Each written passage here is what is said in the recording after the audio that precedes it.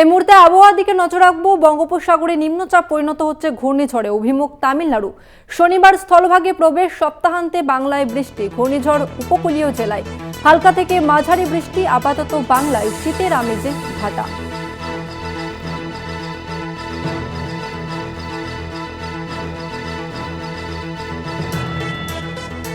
ফের নিম্নচাপের সম্ভাবনা। বঙ্গোপসাগরে নিম্নচাপ পরিণত হচ্ছে ঘূর্ণিঝড়ে, অভিমুখ তামিলনাড়ু।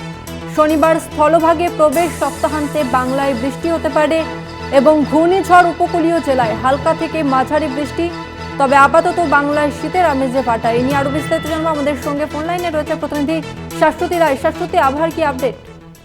দেখো, একটি ঘূর্ণিঝড় তৈরি হয়েছে বঙ্গোপসাগরের উপর এবং যার জেরেই এই তাপমাত্রার ঊর্ধ্বগত দ্রুত ঊর্ধ্বমুখী হচ্ছে তাপমাত্রা, এবং এই তাপমাত্রার বেড়ে যাওয়ার ফলে কিন্তু শহর থেকে রাজ্যের দক্ষিণবঙ্গে বিশেষত তাপমাত্রার পারদ অনেকটাই ঊর্ধ্বমুখী হয়েছে এবং তার সঙ্গে সঙ্গে বৃষ্টির পূর্বাভাস রয়েছে উপকূলের জেলাগুলিতে। সপ্তাহান্তে বৃষ্টি হতে পারে উপকূলের 4 জেলায়। আজকে অর্থাৎ 29 তারিখ হালকা বৃষ্টির সম্ভাবনা রয়েছে পূর্ব মেদিনীপুর, দক্ষিণ 24 পরগনাতে।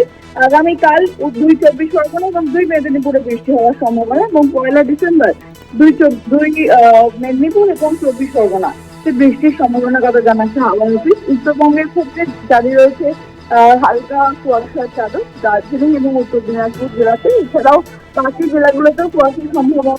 আপাতত ঘন কুয়াশার সতর্কবার্তা নেই।